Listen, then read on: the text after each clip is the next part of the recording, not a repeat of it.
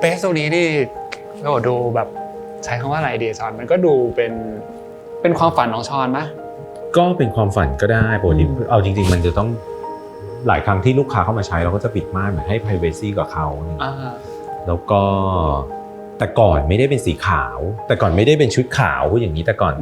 ในช่วงก่อนโควิดเนี่ยมันก็จะเป็นชุดที่เป็นพรมแดงก็จะมีสีดำมีทุกสีเลยชุดที่เซเลบริตี้ใส่ไปพรมแดงที่เราทำเพรสแซมเปิลไปให้เนี่ยแล้วชุดที่ใช้เสร็จแล้วจะกลับมาแขวนที่นี่แล้วเป็นแซมเปิลลูกค้าก็จะเข้ามาขอดูบางทีก็สั่งตัดเป็นชุดสีขาวอย่างเงี้ยเป็นชุดเจ้าสาวส่วนใหญ่ลูกค้าโพเอ็มที่มาสั่งตัดคนที่สั่งตัดจริงๆมักจะเป็นเจ้าสาวพูดเลยว่าตั้งแต่มีโควิดเนี่ยแล้วพอ culture ของการแต่งงานเปลี่ยนมันเป็น new normal wedding เนี่ยโพเอ็มได้เหมือนมีเปอร์เซ็นต์ของกลุ่มลูกค้า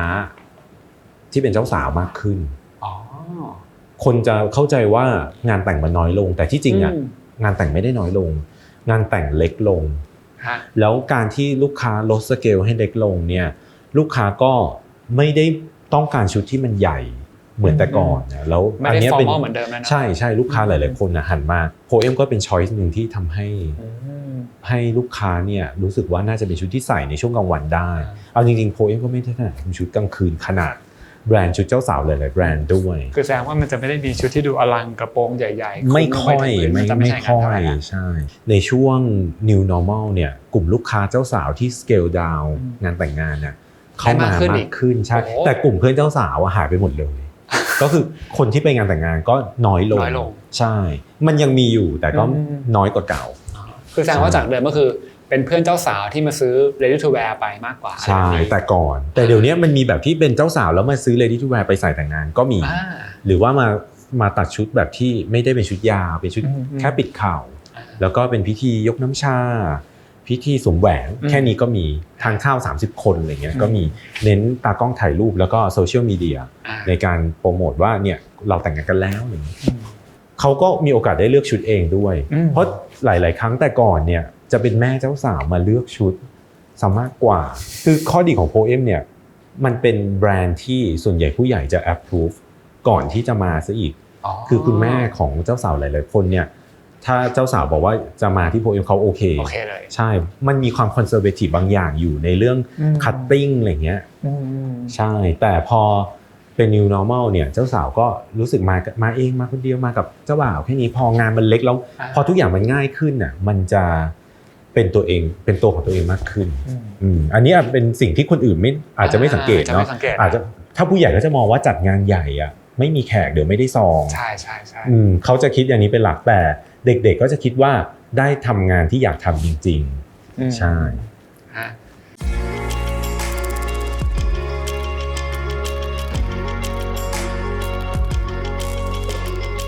ในส่วนของห้องลองชุดอันนี้พี่ใช้ว่าห้องลองชุดได้ไหมอันนี้ไม่ใช่ห้องลองนะอันนี้มันจะเป็นคล้ายๆเป็นห้องที่โชว์ดีกว่าเป็นกึ่งแกลเลอรี่ห้องลองจริงมันจะซ่อนอยู่ข้างใน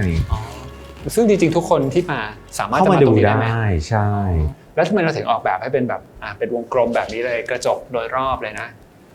มีราวข้างบนด้วยก็มีฟังก์ชันในการที่จะแขวนได้ด้วยสเปซมันเป็นวงกลมอยู่แล้วด้วยของเดิมตึกของเกสรเนี่ยตรงนี้มันคือเข้าหัวมุมโค้งเข้าหัวมุมเลยนี่คือสี่แยกราชประสงค์อยู่ตรงนี้เลยเนี่ยตรงนี้สี่แยกพระสงฆ์ตรงนี้คือตรงข้ามกับพระพรหมฝั่งตรงข้ามที่ตรงนี้เนี่ยแปลนของตึกเป็นวงกลมอยู่แล้วอย่างหนึ่งที่ออกแบบตอนประมาณต้นปี2018ที่เราทำร้านตรงนี้เนี่ยตอนนั้นเนี่ยเริ่มดูฮวงจุ้ยเริ่มสตัดดี้เรื่องฮวงจุ้ยแล้วก็สาเหตุที่เริ่มก็เพราะได้ที่ตรงนี้แหละแล้วมันเป็นที่ที่อยู่ใจกลางราชประสงค์เป็นที่แรงของกรุงเทพเนาะเราก็เลยให้เพื่อนชื่อแก้วเป็นอินทีเรียดีไซเนอร์เป็นน้องพี่เหมือนกันนะใช่เป็นรุ่นน้องเป็นเพื่อนที่ถาปัจจุฬาแก้วก็แนะนำว่าแกดูเถอะดูอะไรหน่อยเถอะมันแบบจริงๆแก้วคือออกแบบให้ชอนมาตลอดใช่แก้วไม่เคยดูฮวงจุ้ยเลยแก้วไม่ดูฮวงจุ้ยแต่ครั้งนี้แก้วเป็นคนแนะนำแล้วด้วยความบังเอิญว่าอาจารย์ที่มาให้คำแนะนำเรื่องฮวงจุ้ยเนี่ยชื่ออาจารย์ตะวันเนี่ยก็เป็นรุ่นพี่ที่ถาปัจจุฬาใช่มันอาจจะกดแห่งแรงดึงดูดมันดึงคนที่คุยกันรู้เรื่องเข้ามาแล้วสิ่งที่ชอบก็คืออาจารย์ตะวันเนี่ยให้คำแนะนำฮวงจุ้ยทุกอย่างเป็นวิทยาศาสตร์เป็นเหตุเป็นผลมันทำให้เราเนี่ยสนใจเรื่องฮวงจุ้ยเลยเพราะด้วย แนะนำของอาจารย์ตะวัน เหรอ ซึ่งก่อนหน้านั้นเราจะเข้าใจมีภาพเกี่ยวกับฮวงจุ้ยว่าต้องมีรูปมังกรแน่เลยต้องมีรูปหงส์อะไรอย่างเงี้ยซึ่ง มีเข็มทิศอะไรของเขาที่จะต้องมาดูนะ เราไม่ชอบมาวางในตำแหน่งที่เราไม่ ที่ อยาก ว่าสลับ ให้ ไป วาง ก็จะมีมุมมองกันนะ ใช่แต่ของอาจารย์ตะวันเนี่ยจะเป็นวิธีการปรับแล้วก็ย้ายเล็กๆน้อยๆที่โมเดิร์นนะแล้วไม่มีรูปลักษณ์รูปเคารพเขาเรียกอะไรไม่มีรูปเคารพที่เราไม่อยากให้มาวางในร้าน แล้ววิธีการของอาจารย์คำพูดหรืออะไรเงี้ยมันทำไมมันถึงเปลี่ยนช้อนได้มันเป็นคำพูดในเชิงที่แบบเราฟังแล้วเราเก็ตในมุมของแบบสถาปนิกไหม มันไม่ใช่แค่ในหมู่ของสถาปนิกมันมีสถิติบางอย่างที่อาจารย์เขาจะดูวันเดือนปีเกิดใช่ไหมเวลาเกิดแล้วก็เขาจะวิเคราะห์ว่าเป็นธาตุอะไรเนี่ยการดูฮวงจุ้ยเริ่มต้นเนี่ยสมมุติว่าร้านแบรนด์โพเอมเนี่ยจะมีชอนแล้วก็น้องชายแล้วก็แม่3คนที่เป็นเหมือนพาร์ทเนอร์กันเป็นกรรมการอาจารย์ก็จะดูดวงของ3คนนี้ว่าแต่ละคนเนี่ยตกว่าเป็นธาตุอะไรแล้วก็ต้องการอะไรมาเสริม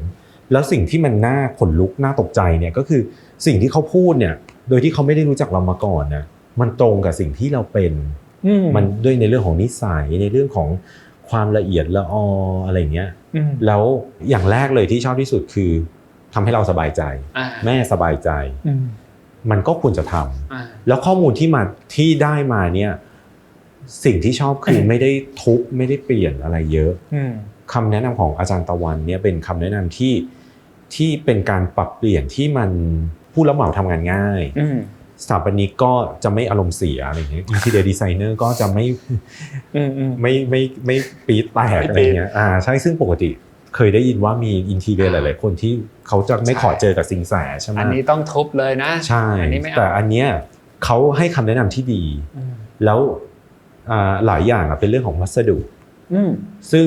บางอย่างอาจจะเป็นอันที่เราไม่ได้ชอบทั้งหมดอะไรเงี้ยแต่มันมีเหตุผลอะไรที่ดีที่เราโอเคเรารับได้ถ้ายกตัวอย่างได้ไหมว่าเอลิเมนต์ไหนหรือสีหรือวัสดุอะไรที่แบบเขาแนะนำมาแล้วเรารู้สึกว่ามัน make sense แล้วมันก็ยังอยู่ในจุดที่ความสวยงามได้อันเนี้ยสำคัญเรื่องสีคือที่อาจารย์ให้คำแนะนำมาเนี่ยเขาวิเคราะห์ว่าตัวชอนแล้วก็น้องชาย2คนนะถือว่าเป็นคนหลักที่ในการ lead แบรนด์โพเอมเนี่ยเพราะฉะนั้น2คนนี้เขาจะเอาดวงมาดูว่าเป็นธาตุอะไรชอนเนี่ยได้เป็นทองน้องชายได้เป็นดินแล้วก็ทองกับดินเนี่ยธาตุที่เสริมเนี่ยทองจะเป็นไม้แล้วก็น้ำจะเป็นธาตุรองที่จะมาเสริมส่วนดินเนี่ยธาตุเสริมหลักคือทองธาตุเสริมรองคือน้ำ2คนนี้จะมี intersection ของ element ที่ support เนี่ยคือน้ำเหมือนกันเพราะฉะนั้นelement หลักที่จะมาเสริมให้มีความเจริญก้าวหน้าเนี่ยคือ element ที่เป็นธาตุน้ำแล้วก็ที่ของทำเลตรงนี้อยู่ตรงข้ามกับพระพรหมฝั่งตรงข้ามที่เป็นไฟเพราะฉะนั้นที่ตรงนี้ถ้าเป็นน้ำเนี่ยจะอยู่ตรงนี้ได้นานแล้วก็เอาจริงๆว่าคำแนะนำในเรื่องสีออมเบรที่จริงมันเริ่มต้นได้ข้อมูลมาตั้งแต่ตอนดูฮวงจุ้ยนะเพราะออมเบรที่จริงมันคือสีของน้ำที่มองลึกลงไปน้ำมันจะมีสีฟ้าน้ำเงินแล้วก็เทาที่มันไล่ไปดำสีแกรเดียนทั้งหลายแหล่เนี่ยมันคือน้ำที่มีความลึกมหาสมุทรสมมุติเรามองดำน้ำลงไปในมหาสมุทรมันจะเห็นตั้งแต่สีฟ้าใสๆลงมาจนลึกสุดจะเป็นสีดำมาถือเป็นธาตุน้ำแล้วก็เรื่องสีที่สำคัญที่สุดที่คอมโพไมซ์ได้เนี่ยก็คืออาจารย์บอกว่าถ้าในร้านเนี่ยเป็นสไตล์แบบนี้อาจารย์ก็บอกว่าทำเป็นสีเทาซึ่งตอนแรกทำเป็นเทาอยู่แล้วสีเทาต่อไปเนี่ยได้แต่อาจารย์ขอให้เปลี่ยนให้ texture ของเฟอร์นิเจอร์สีเทามันขึ้นเป็น texture ไม้เสี้ยนไม้เพราะว่าไม้เป็น element ที่จะมาเสริมชอนอะไรแบบนี้แล้วก็อย่างเชงเดเลียตรงเนี้ยเขาก็จะทำให้มันดูเป็นน้ำฝนเนี่ยเป็นเม็ดฝนหล่นลงมาเหมือนฝนตกอย่างเงี้ยอย่างการบอกว่าธาตุน้ำนี่นอกจากแชนเดเลียที่เป็นฝนตกแล้วมันแปลงเป็นอะไรได้อีกในเชิงการออกแบบทรงกลมของหยดน้ำหรือฟอร์มเส้นโค้งทั้งหมดคือธาตุน้ำแล้วโพเอมคือชอนกับแม่กับน้องชายเนี่ยเราสร้างฟอร์มโค้งมาตลอดนะโพเอมตั้งแต่วันแรกเราเล่นกับเส้นโค้งมาตลอดแล้วอาจารย์ตะวันก็บอกว่าให้เล่นกับไอ้เส้นโค้งนี้ต่อไปกระโปรงวงกลมที่เป็นคลื่นอย่างนี้ก็ได้อะไรที่มันเป็นเส้นโค้ง มันจะซัพพอร์ตแบรนด์ให้มันอยู่ได้ต่อไปซึ่งในหลายๆร้านของชอนตอนเนี้ยหรือในอนาคตถ้าจะมีเราก็จะ follow ตามนี้เราจะ follow ในทิศทางนี้เหมือนเป็นไกด์ไลน์อีกเรื่องนึงใช่เพราะตั้งแต่ที่ทำอันเนี้ยแล้วผ่านไปประมาณ1ปีแล้วก็ไปทำอินทีเรียร์ผู้ชายก็ดูฮวงจุ้ยเหมือนกันก็เอาสีหลักเป็นสีน้ำเงินกับเทาวัสดุเป็นไม้เพราะว่าไม้เนี่ยเสริมคือถ้าเสริมของน้องที่เป็นทองเนี่ยคือมีชอนเป็นคนเสริมเขาอยู่แล้วสิ่งที่ขาดก็คือน้ำซึ่งโชคดีว่าลูก2คนเนี่ยมีแม่ที่เป็นธาตุน้ำธาตุเกิดของแม่เป็นน้ำฝนซึ่งดวงแม่ซัพพอร์ตลูก2คนพูดแล้วก็ดูแบบงมงายมากเลยเนาะ นี่มันรายการอะไร คือคนบางคนอาจจะบอกว่าดูเป็นคนรุ่นใหม่ทำไมมาเลือกเชื่ออะไรแบบนี้อะไรเงี้ยแต่อาจารย์ไม่จริงนะแต่ว่าพอเราเข้ามาเราไม่ได้มีจุดที่เรารู้สึกว่าเฮ้ยประหลาดอ่ะมันไม่ประหลาดมันไม่ใช่ใช่ไม่เพราะอย่างบางบ้านเราเข้าไปเราจะเจอแบบทำไมตรงนี้มันต้องเป็นอย่างนี้ใช่อะไรบางอย่างใช่ใช่บางบ้านเข้าไปเราจะรู้สึกว่าอันนี้สิ่งแสบอกแน่ๆเอาคือมีกระจกมาวางอะไรแปลกๆอะไรเงี้ยแต่อันนี้มันก็ไม่ใช่อ่ะมันแสดงว่ามันอาจจะเป็นชุดข้อมูลอีกแบบนึงที่สินแสเขาให้เป็นชุดข้อมูลที่ใช้ประโยชน์ไม่ใช่แค่ในตอนนั้นแต่ใช้ยาวตลอดไปอาจารย์เขาพอเริ่มคุยครั้งแรกเขาไป study เรื่องแบรนด์โพเอมมาเขาไปศึกษาข้อมูลมาเยอะในระดับหนึ่งที่มาคุยกับเราแล้วเขาให้คำแนะนำที่เราจะไม่ได้แบบแบบเวอร์อะไรเงี้ยได้อันนี้แหละคือโมเดิร์นฟงซุยจริงๆอ่ะคือโมเดิร์นฮวงจุ้ยจริงๆที่มันจะอยู่กับคนสมัยใหม่ได้พอจบที่ว่าเป็นโมเดิร์นแล้วก็น่าสนใจนะเพราะมันอาจจะเป็นแนวคิดที่มันถูก develop พัฒนาแล้วใช่ไหมมันคือโซลูชันที่ดีที่สุดที่อยู่ในปัจจุบันแล้วตอบโจทย์กับยูเซอร์ได้ดีที่สุดอันนี้คือโซลูชันที่โมเดิร์นที่สุดโอเคครับเดี๋ยวเราไปคุยไม่จบที่ร้านโพเอมขึ้นไปร้านข้างบนกันไหมมีอันนี้ก็ห่วงจุ้ยเหมือนกันอันนี้ห่วงจุ้ยมากกว่าด้วยมั้ง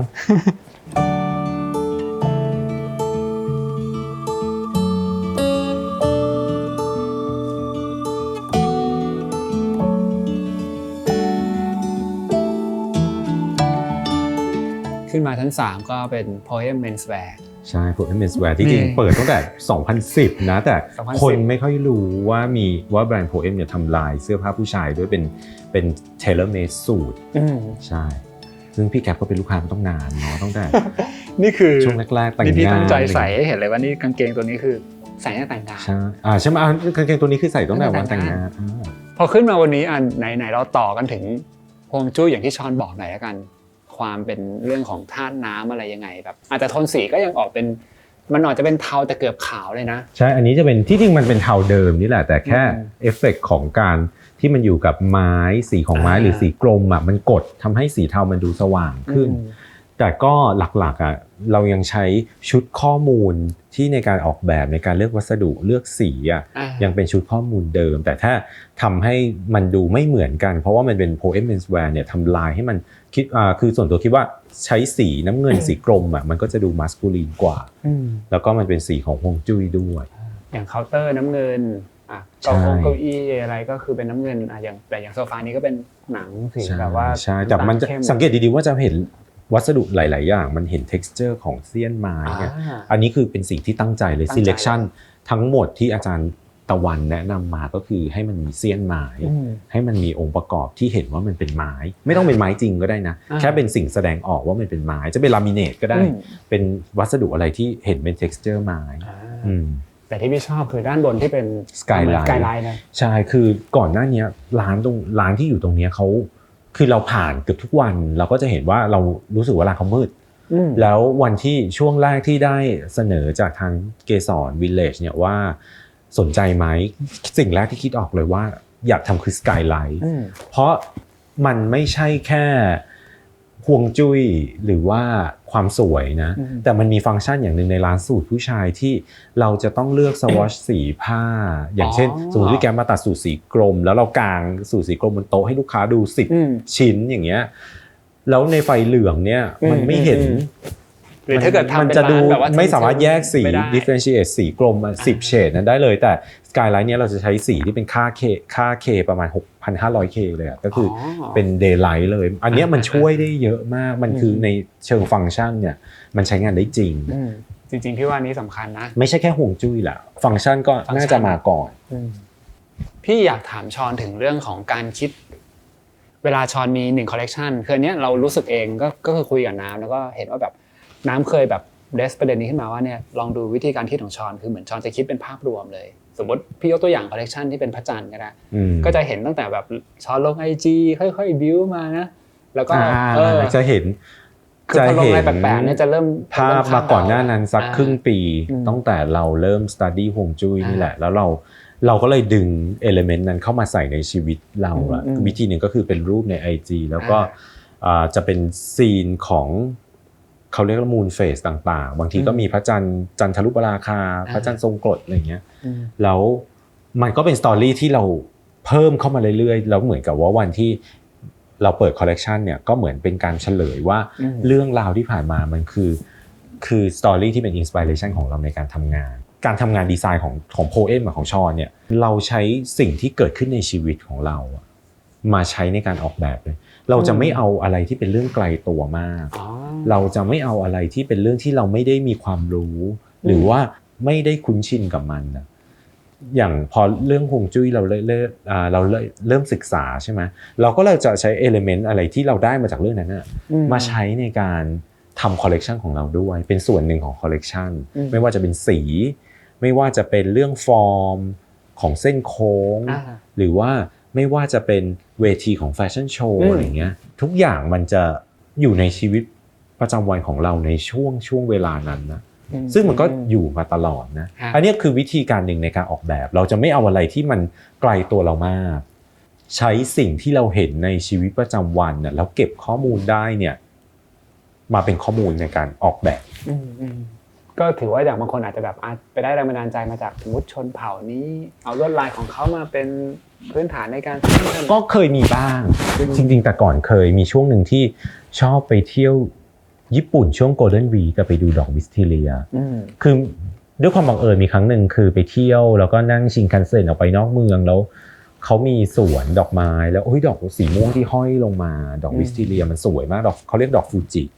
แล้วหลังจากนั้นน่ะเราก็พยายามจัดตารางในปีต่อมา 2-3 ปี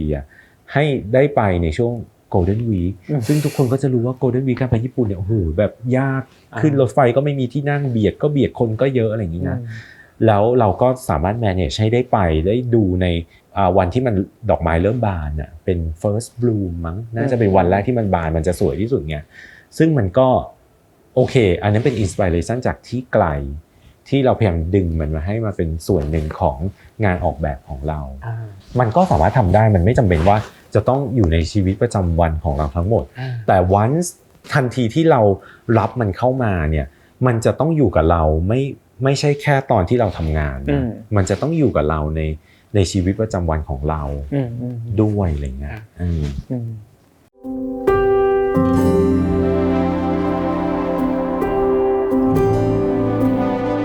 ในงาน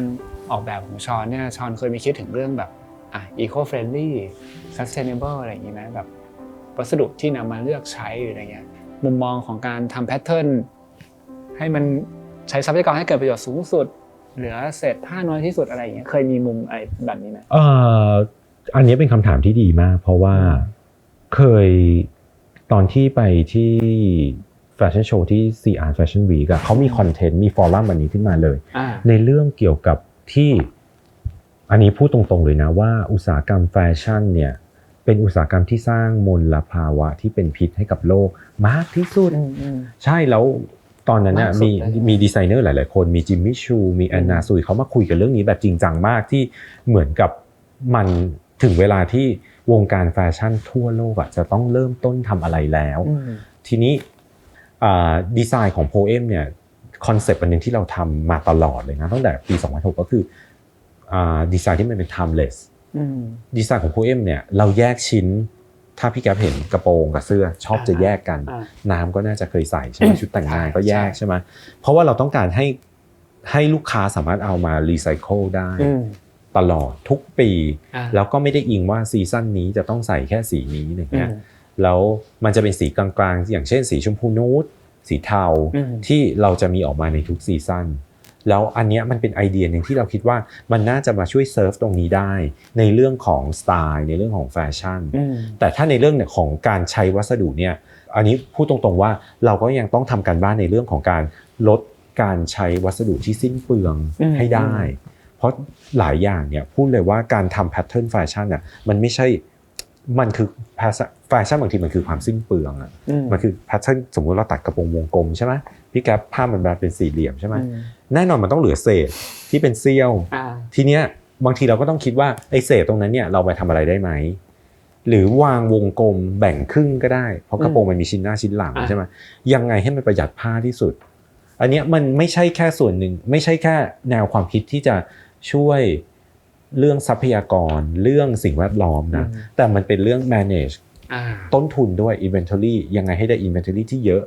แล้วก็ใช้ผ้าให้น้อยที่สุดอันเนี้ยมันเป็นสิ่งที่ออฟฟิศของ Poem เนี่ยทำงานกับตรงนี้ตลอดแล้วเราใช้เทคโนโลยีในการเซิร์ฟตรงนี้บางทีโปรแกรมที่วางแพทเทิร์นลงไปบนผ้าเนี่ยเขาจะเจเนเรตให้ว่าวางยังไงตัดผ้าน้อยสุดประหยัดผ้าสุดใช่อันนี้เป็นสิ่งที่น่าสนใจที่เป็นการลงทุนที่มันไม่ได้เป็นตัวเลขที่เยอะมากแล้วก็ได้ผลประโยชน์จริงๆครับอย่างพี่เองพี่ก็เพิ่งรู้ว่ามันอุตสาหกรรมนี้มันทำให้เกิดมลภาวะเยอะสุดแต่สิ่งที่ตาพี่เห็นพี่รู้สึกว่า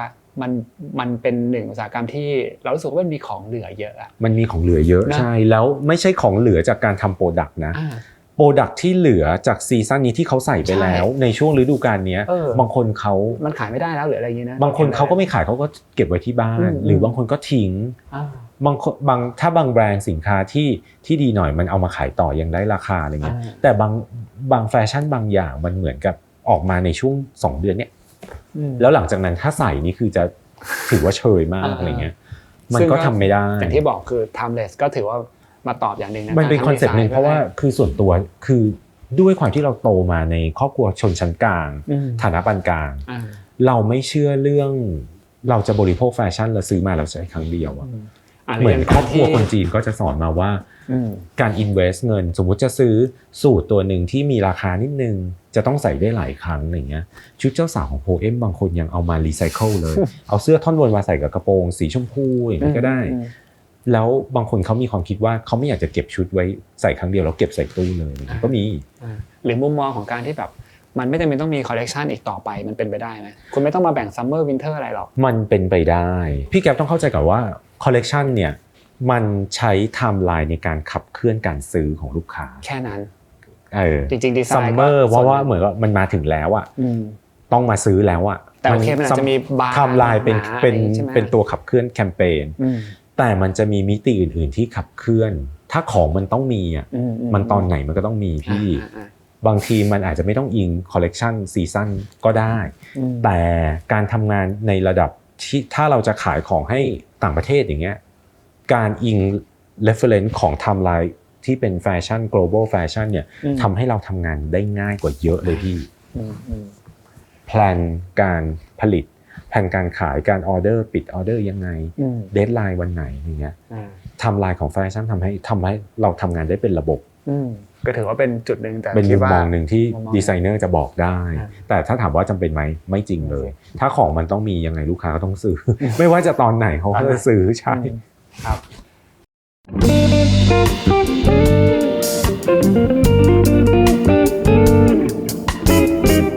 ก่อนจะไปถึงคำถามสุดท้ายเนี่ยอยากถามคำถามแบบสบายๆเรื่องแฮชแท็กของชอนแบบว่าแฮชแท็กอันไหนเนี่ยแฮชแท็กอะไรนะชาวบ้านอย่างเราหรือแบบอาหารของยูนิคอร์นหรืออะไรอย่างนี้ใช่ไหมแฮชแท็กมันมีหลายจุดประสงค์มากเลยแฮชแท็กบางอย่างมันเล่าเรื่องบางอย่างของตัวดีไซเนอร์เองอย่างเงี้ยหรือว่าแฮชแท็กบางอย่างมันสร้างไวรัล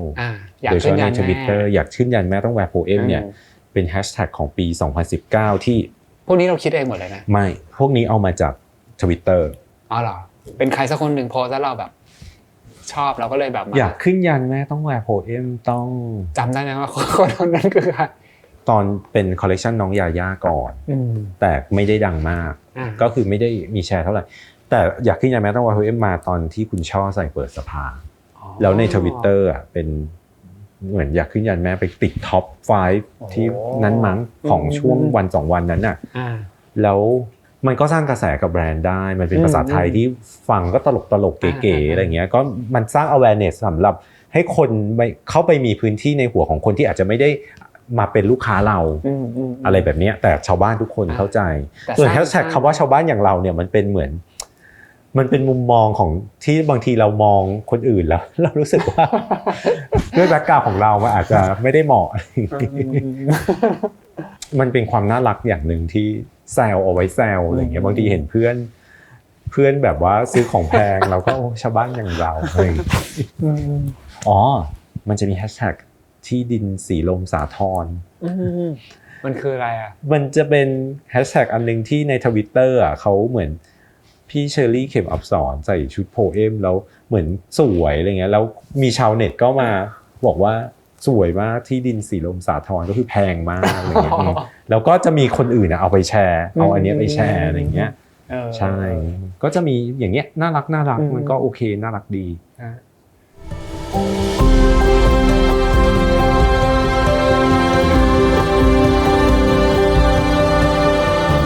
ตอนทำโพเอมมานี่คือกี่ปีนะ2006มีโมเมนต์ไหนที่เรารู้สึกว่าประทับใจแล้วกันแต่จะเป็นโมเมนต์ที่แบบดีแย่หรืออะไรก็ได้เลยโมเมนต์ที่ประทับใจส่วนใหญ่มันไม่ใช่โมเมนต์ที่อยู่ใน IG อ่ะพี่แกคือการที่เราได้ทำงานที่เรารักเราชอบแล้วมี passion กับมันในทุกวันเนี่ยเราถือว่าเราได้เปรียบเหมือนเราโกงคนอื่นในที่ทำอาชีพเดียวกับเราแล้วเขาอาจจะไม่ได้รักงานนี้เท่ากับที่เรารักงานของเราเนี่ยพอเรามีความรักความชอบใส่ลงไปในงานนี้เหมือนมันเหมือนคือการโกงเลยเหมือนโกงข้อสอบเลยพี่มันจะมีอะไรที่เหมือนปรากฏออกมาในแบบที่ฟาดคนอื่นได้แรงอะไรเงี้ยแล้วบางครั้งเนี่ยโมเมนต์มันอาจจะอยู่ในช่วงเล็กๆที่ทำงานกับแม่อยู่ที่บ้านอะไรเงี้ยใช่แล้วบางทีก็มีดีไซเนอร์หลายๆคนก็บอกว่าเนี่ยเราโชคดีมากที่เราได้ทำงานกับแม่อะไรเงี้ยเพราะว่าเขารู้สึกว่ามันไม่ใช่เป็นแค่โน้ตฮาวอะไรเงี้ยแต่น่าจะเป็นความรู้สึกของการทำงานที่มันน่าจะอบอุ่นแล้วมันน่าจะเป็นการทำงานที่ดีอะไรอย่างเงี้ยอันนี้คือความสุขของชีวิตที่มันเป็นสิ่งที่เขาเรียกว่าเป็นความสุขจริงๆอ่ะไม่ใช่ความสำเร็จที่วัดได้ด้วยตัวเลขยอดขายอันนี้คือบางทีถ้าวัดด้วยยอดเราก็อาจจะไม่สู้กับแบรนด์อื่นนะเพราะว่ามันเป็นธุรกิจครอบครัวเล็กๆอะพี่แต่พี่ก็รู้สึกอิจฉานะเพราะพี่ว่าจริงๆการที่ได้ทำงานกับคุณพ่อคุณแม่เองเนี่ยเวลาเราได้ทำงานอ่ะเราจะได้เห็นมุมมองได้เห็นแนวคิดบางอย่างซึ่งถ้าเราไม่ได้ทำกับคนที่อยู่ใกล้ตัวเราขนาดไหนบางทีเราไม่รู้เลยนะใช่คือข้อดีอย่างหนึ่งที่เราทำงานกับแม่เนี่ยมันไม่ใช่แค่มุมมองของแม่กับลูกนะมันเป็นมุมมองของคน Gen X กับคน Gen Y อย่างในเรื่องที่บอกว่าแม่เจอนางแบบครั้งแรกเลยที่ใช้น้องมาริยามาเป็นถ่ายรูปอ่ะแล้วแม่ตกใจเฮ้ยทำไมมันมีคนที่ตัวสูงแขนยาวขนาดนี้เกิดมาไม่เคยเห็นอะไรเงี้ยเพราะน้อง183เนี่ยสูงมากเราก็บอกว่าเหมือนเวลาเห็นแม่กับถ่ายรูปกับป้าตอนเด็กๆเอารูปมาดูก็ตกใจทำไมป้าเอวเล็กจังแม่ก็บอกคนแต่ก่อนก็อย่างนี้แหละเขาต้องใส่สเตย์ข้างในแล้วก็รัดเข็มขัดกระโปรงเอวสูงอย่างเงี้ยมันมีอะไรบางอย่างที่เป็นมุมมองที่สะท้อนกันนะแล้ว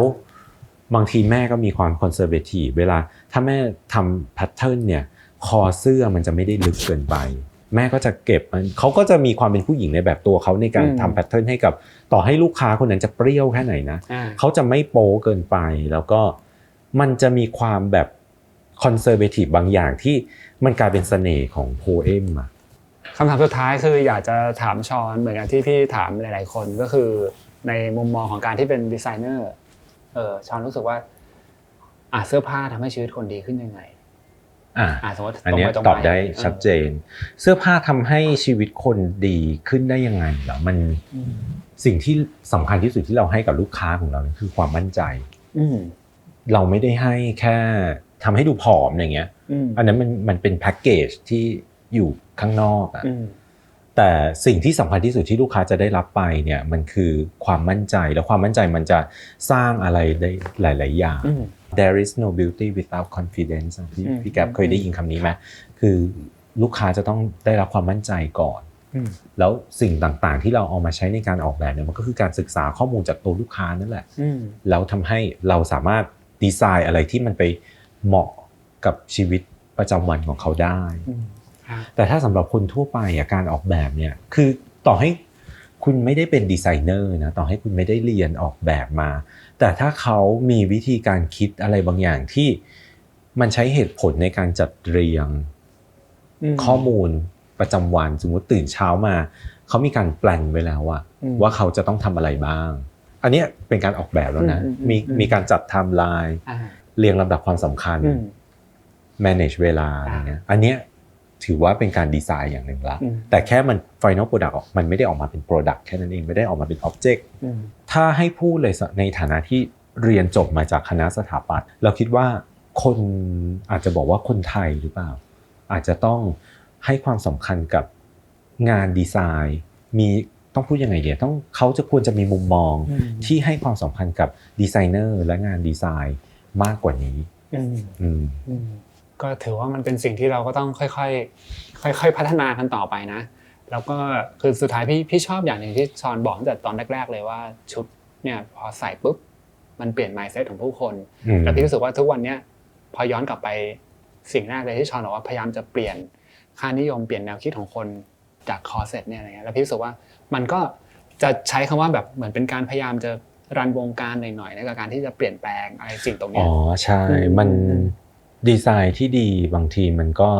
ถ้าเราประสบความสำเร็จเนี่ยเราก็จะลงลึกเข้าไปได้ถึงระดับ culture ของคนที่เป็น user ของเราได้แล้วอันนี้คือสิ่งที่เป็นเป้าหมายอันหนึ่งเลยเราอาจจะไม่ต้องความสำเร็จเนี่ยไม่ใช่ว่าอาจจะต้องไปเปิดช็อปที่ต่างประเทศหรือว่ามีสาขาทั่วโลกยอดขายได้กี่พันล้านอย่างนี้นะบางทีความสำเร็จมันอยู่ที่เราสามารถเปลี่ยนมุมมองของคนที่เคยมองอะไรอย่างนึงเป็นแบบนึงได้แล้วทุกวันนี้เราเปลี่ยนเขาได้อันนี้ถือว่าเป็นสิ่งหนึ่งที่น่าจะเรียกว่าเป็นความสำเร็จได้โอเคครับวันนี้ก็คุยกับชอนเต็มที่เลยนะแล้วก็จริงๆเดี๋ยวถ้ามีโอกาสอาจจะมีได้คุยกันอีกเผื่อไปบ้านชอนไปได้เลย เรื่องราวเยอะมากต้นไม้เยอะครับผมก็ขอบคุณชอนมากแล้วก็วันนี้พี่รู้สึกว่าชอนพูดเรื่องของดีไซน์ฟันเยอะมากซึ่งสุดท้ายชื่อรายการพี่ก็ดีไซน์ฟันพี่ก็เอามาจากวิชาที่เราเรียนกันนี่แหละตอนปี 1ครับโอเคก็ใครที่สนใจนะฮะอยากจะมาลองชุดที่ Poem Men's Wear ก็ได้เหมือนผมก็จัดไปแล้วก็สามารถติดต่อได้เลยนะครับแล้วก็ฝากกดไลค์กดแชร์ Subscribe กดกระดิ่งด้วยทั้ง Channel ของ Poem เองแล้วก็ของผมด้วยนะครับเดี๋ยว EP หน้าจะพาไปดูที่ไหนไปดูบ้านหรือคุยกับดีไซเนอร์ที่ไหนก็ติดตามชมกันนะครับวันนี้ผมกับน้องชอนไปก่อนครับขอบคุณครับ